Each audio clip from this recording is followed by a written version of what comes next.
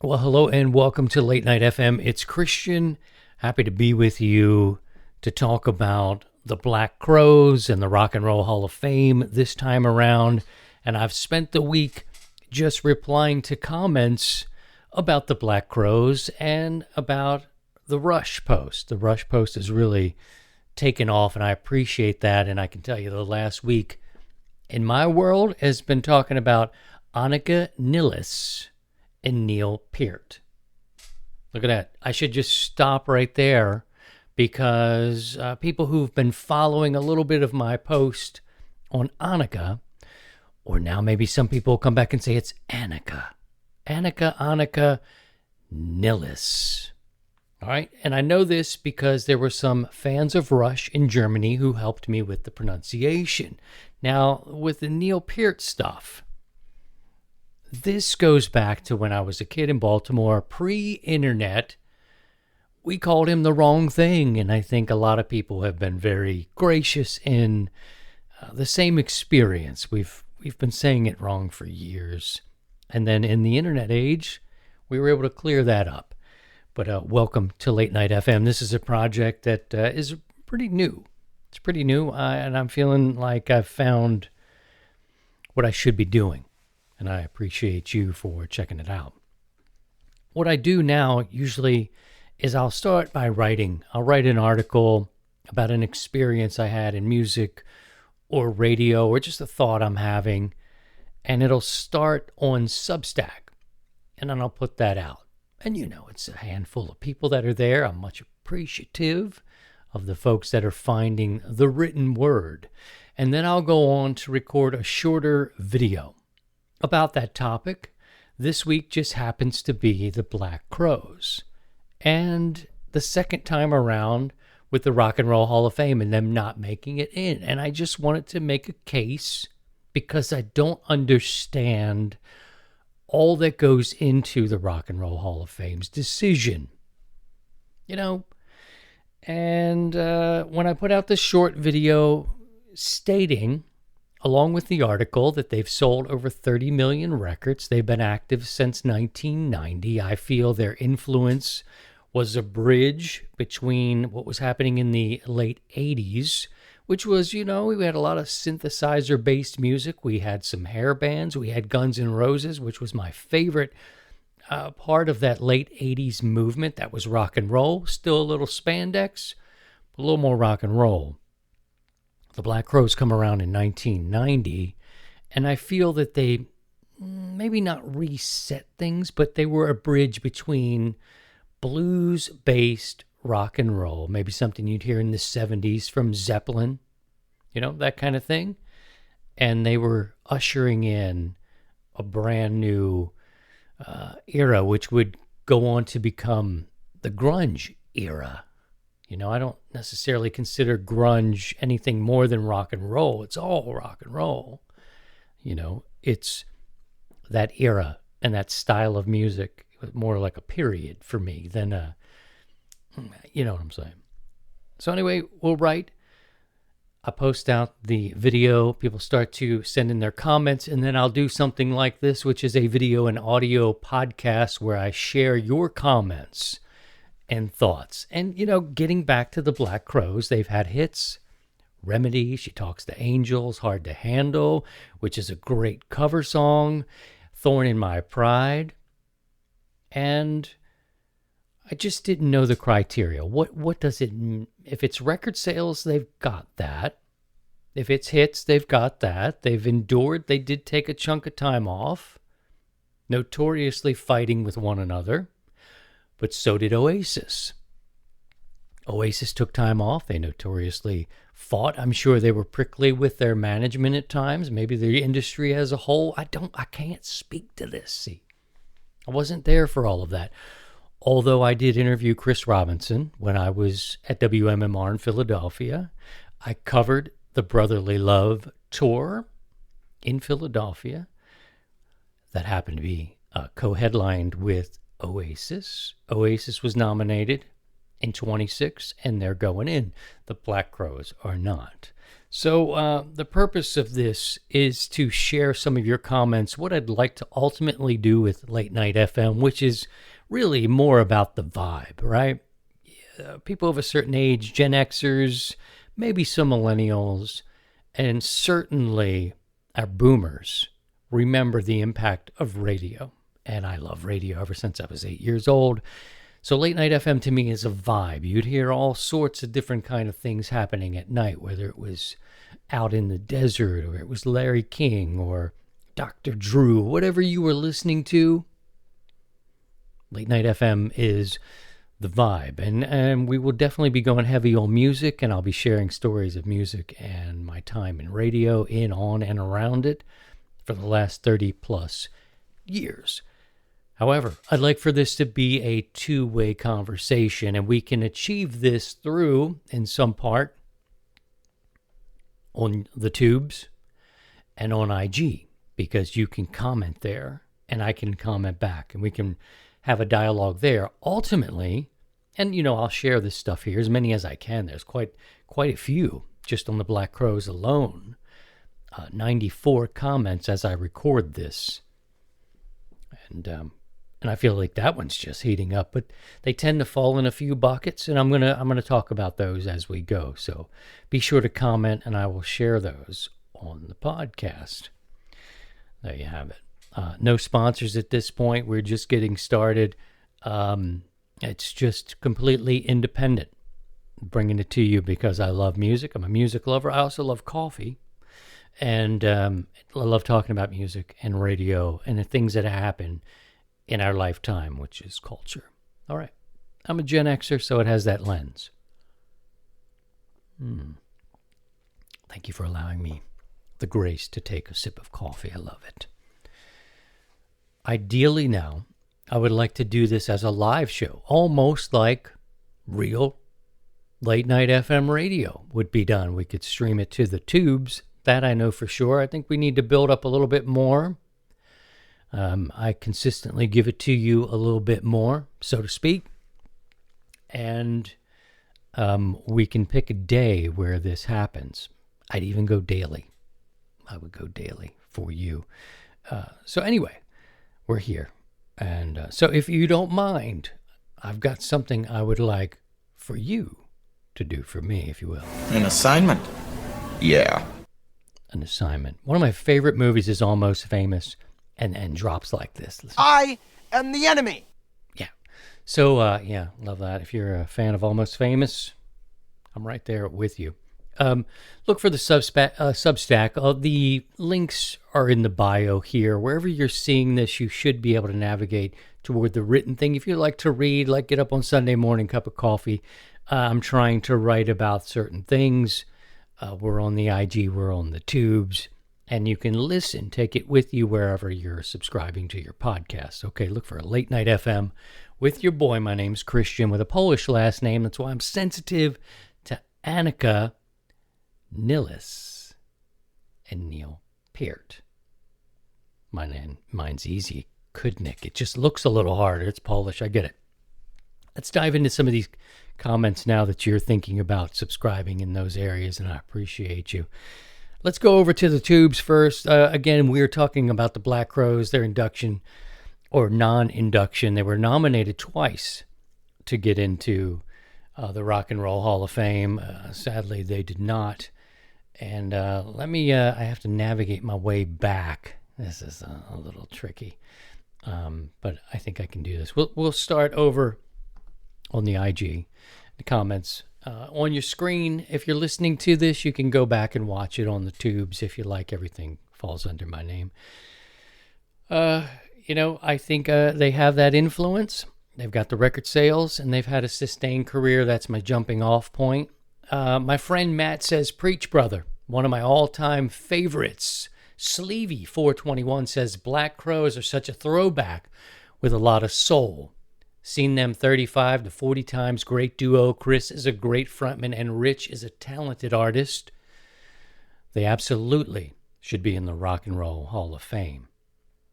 William says it's because they are real talent. Today, too many people don't know what true talent is.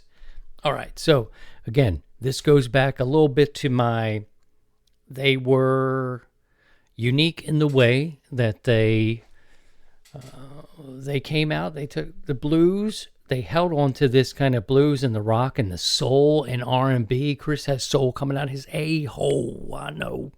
Don't let your kids hear that.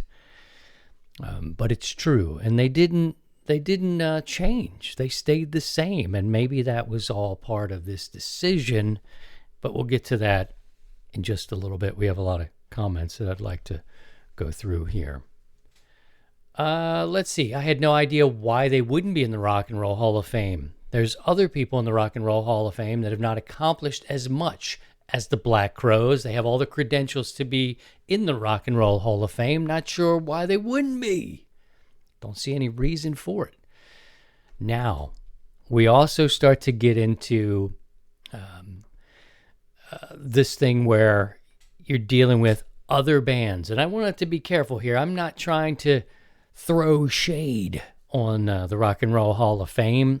All the artists that get in, I appreciate it. I'm happy for them. It's when my artists, particularly Pearl Jam, took a long time, and then you start going, but this band made it in before this band and this one's still not in it. Devo, Emerson, Lake and Palmer, this sort of thing is happening quite a bit in this post. So my idea is not to be anything other than focused on why, in a world where the Black Crowes have seemingly given you what you need and what the criteria should be, why aren't they? The Black Crowes on late night. Let me go ahead and stop that. You don't want to hear that. So this is what live radio would be like. Someone looking around off to the side a little bit. Let me give you these quick comments mentioning Emerson, Lake and Palmer. We've got Devo. Let's see, 1971, Hayes says Black Crowes should be a shoo-in for the Rock and Roll Hall of Fame. Not sure why this is even an issue. Gen X here, and I remember when they first came out and had all of their albums. Robin says, "Oh, the Black Crowes only." Stop with that. You get to hear me. I'm double dipping. I need you to be quiet. Let's turn you down. Let's turn you off. Now we don't have to worry about it. Apologies. 100% with you on this. I see they don't get in and see some of the people who have absolutely nothing to do with rock and roll getting in, and it bums me out. And it goes on to mention artists that are not technically in rock and roll per se. And I don't want to give them, I like Sade, Luther Vandross. Come on, this is all good stuff. It's not that. It's what is the criteria, and maybe, just maybe, the Rock and Roll Hall of Fame should say, this is because of A, B, and C. It's not record sales. They've checked this box. They've checked it. I hate this whole scenario with checking boxes. But ticket sales, record sales, radio plays, the hits, the longevity, whatever, it all seems to be there. Tell us why you did not pick them for the second time around. Okay. Moving on to some of your comments now on IG, and thank you for participating here. I hope you're getting something out of this. Let's see. Donna says they deserve much more than simply being nominated. Induct already. How many artists still produce substantial hits over decades? These guys are talented. True fan support will keep nominating them. Now, in some regards, I agree with this. There was a time when the Dave Matthews Band and others, I believe Fish, they won the fan vote, yet they did not get in. And Dave Matthews ultimately did. I imagine Fish will ultimately get in as well. But she's right. Thank you, Donna. Let's see. Photo Wagner. Could be the long gap of performing. Too many fights, out of the limelight, some real negative interviews, etc. This is a real one now. Now we're getting into music politics, again, which I can't speak to. When I interviewed Chris Robinson, I was at the mighty WMMR. It was Market 5 at the time. This was a big rock station. Everybody was coming there to do it. And there's many others. Keishi, NEW, other big ones In major markets, you're going to see the artist. He was not pretentious. He was not a dick or any of this stuff to me. We talked about the landscape that he was working within. We had fun, good conversation, and I loved covering the concert over in Camden, New Jersey. I think that was 2001. We'll have to look that up. The Brotherly Love Tour with Oasis, 2001, Camden, New Jersey. We'll send it back to the office there at headquarters and see when that was. Moving on, the gap in performance, that also happened with Oasis. You know what I mean? So as for somebody going in, somebody who's toured with this band, they also had gaps. They were also fighting. Moving on. With who they do let in, is it a club really even that you'd want to be in? I think I got most of the words there, right? Yes, I have found that there seem to be artists who are kind of like, yeah, whatever, we know, the Rock and Roll Hall of Fame, come on. But when they make it, it's an honor, right? They feel honored to be there. And Chris Robinson has told Billboard magazine that he's honored to be considered nominated. Craig is the one who brought up Fish. He said they're not in the Rock and Roll Hall of Fame, although they did get nominated for the class of 2025 and overwhelmingly won the public fan vote by a wide margin, not chosen for induction. Kuhn says should be in. JD says short peak, a couple of good albums followed by a quick drop off and not really impactful sense. Now, I don't know if I agree totally with that. Doug says I'm still disappointed every time UFO gets overlooked. Got a point. Let's see. We're moving on down the line here. Somebody said good. They're happy that they didn't make it in. Drop Frame says the Crows are fantastic. I've seen them 4 times. Venture says I completely agree. They are true through and through rock and rollers. Tawny says, right. The Jekyll, agree with all of that, except I don't get the blues reference at all. Even Poison had blues songs. I can't think of a single Crows blues song. So this one here, I don't want to get too deep in the weeds. I'm talking about the style of music, and I need that light to just get, oh my God, something a little too dark here. Maybe I can do this, get a little more light on myself. Golly. You listening in the car? Sorry, but I'm putting myself in the dark over here with these, with the light situation. The blues, I mean, we had a lot of keyboard synthesizer-based music. Even really great artists were dipping into synthesizers. In the 80s, in the late 80s, we had spandex and hair bands and teased hair and makeup and all this sort of stuff. Then we had Guns N' Roses, which I kind of all the hair bands, I mean, I liked a little bit of Bon Jovi as well. But Guns N' Roses, they had that rock thing. They had blues. Slash plays a lot of blues styling. It was into their music. You get the Black Crowes, you got blues, soul, R&B, and it's pouring out of them. This is what I mean. It's not that other bands are void of blues. Rock and roll was built on the back of the blues. Artists like Zeppelin, the Rolling Stones, Eric Clapton, all of this comes from the blues. We can talk about the blues as we go. I'm happy to do it. Your point about other bands like Poison having blues in their music, I'm not debating it. I'm not familiar with everything in their catalog, but I'm saying there was more of a let's get back to this. With the Black Crowes, they held firm. From that fertile blues ground, started to sprout up even other things, and then we had the grunge movement coming out of the Pacific Northwest, which Pearl Jam is a big part of my life. Alice in Chains, Soundgarden, Nirvana, going back to Heart, Jimi Hendrix, all this sort of stuff. Hendrix, again, based in the blues. So I think the Black Crowes helped us kind of reset ourselves back into what was happening a little bit more into the 70s in rock and roll. That's my point. You dig? All right, let's go back over and see if we can get a few of these, and then I'll let you move on about your day.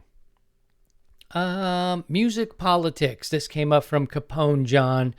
And, I think that's what we could be dealing with there is music politics. If they were complicated to work with, if they weren't digging the marketing that the label was putting out, if they weren't hip to doing all the tours or weren't really interested in releasing, you know what I'm saying? This is all stuff where they were holding on to their artist integrity. Perhaps it was something that bled into these decisions. You have these men in suits who may not or may have artist sensibilities. They may want to pick a different direction for an artist, and the Black Crowes may have been not willing to. I can see that happening. Other comments. What about the Cult? Again, another band that you can make the case for. Let's see. Little Feat, not in there. Talking about that. How about Jay Giles? We got a lot of great referrals. Like, here's one by Rob. It's travesty. I don't know if it's a travesty, but I can say it just doesn't add up to me, and that's okay. I'm just one guy with some of you who are believing the same. He said, here's Nick. Nick says, I'm not seeing this one. Their discography. Jesus. Can you guys say that word? Their discography. Whew. Now, it's recorded live. I'm not going back to edit. Isn't strong enough to get into the Rock and Roll Hall of Fame. They are 38 special. Solid band with a few good songs, but not Rock and Roll Hall of Fame worthy. Several bands from the 90s haven't got in that were far more impactful. Smashing Pumpkins, Alice in Chains, No Doubt, Garbage, and not to mention In Excess is still waiting. And they used to sell out Wembley and have sold more albums than all of these bands. And that is a great point. That is a great point. I love In Excess. Every band he mentioned, I love it. I want them all to go in. And I think in the end, as I don't hold you too long to this, because we're just getting started and I want this to be more of a conversation. And if I can record this and live stream it, technically we can.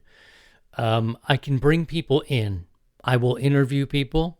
Enjoy doing that for many, many years. I can bring you in as a caller to come up and talk to me, and let's make some points together. Love all the things that are being said. Some people feel, Chris Robinson, quote, was an asshole. Okay. Maybe he said some things, maybe he did some things. I only met him in a professional working environment. I don't know. I've read some things he could have been. Maybe I'm an asshole too, right? But you got to separate the work or the artist from the art. I'll put it that way. Sometimes you have to separate them. You may not agree with them politically. You may like their music. You may think that wasn't cool. I remember when Duran Duran, back in the 80s, I loved them. And they said something about a new band that I loved a whole lot, REM. And they said something to the effect that I thought, well, that wasn't cool. And it caused a little division in my love for Duran Duran. I've since found my way back and like it and play it when I can. They've got some great songs. Artists, they say different things, they do different things. Yes, he may have been, may not have been. But can we separate the art from the artist? And if we do that, do they make it then? And in the end, I would just love to see the Rock and Roll Hall of Fame maybe have an accountability that would say, listen, they have been nominated twice. They're not going to make it in again this year. And here's why.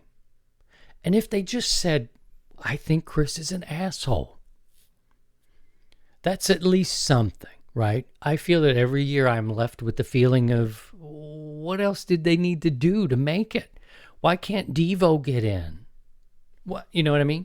So that's where I am. And if that's where you are, I'd love to hear from you. Leave a comment. We can talk about anything you want to talk about. I think that is the spirit, not of just of late night FM, but it's the spirit of this. It's the spirit of radio. There, cue the Rush reference. But late night FM to me means that we can talk about anything we want to talk about. We can be civil, we can be friendly, we can be fans. We can dip in and out of conversations. If it's not our cup of tea, that's all right. It's all good.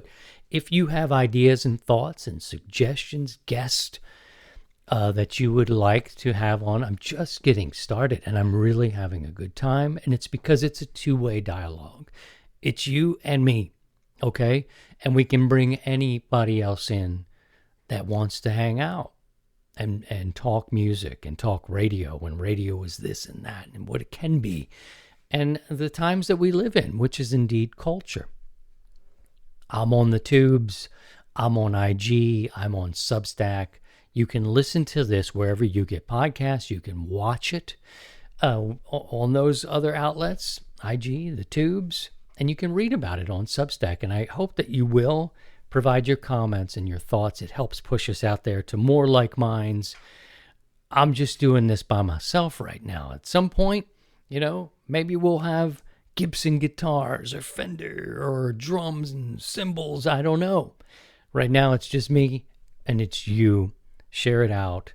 If you have a question, comment, thought, something that might be fun that reminds you of old school radio days, send me an email. I'm at Christian@latenightfm.com. That's Christian@latenightfm.com. And I hope you guys enjoyed it. Have a wonderful week. Again, leave your comments and let me know what you're thinking. It inspires ideas. Oh, they've started to come in now, right? And it's about, we should do something where we talk about the songs and break songs down, break records down, talk about vinyl. All of that is possible, and I hope you're here for it if that sounds like something that resonates. The easiest, cheapest thing you can do is give us a thumbs up, give us a follow, give us a subscription on any of those things I mentioned. And for now, and until then, good day.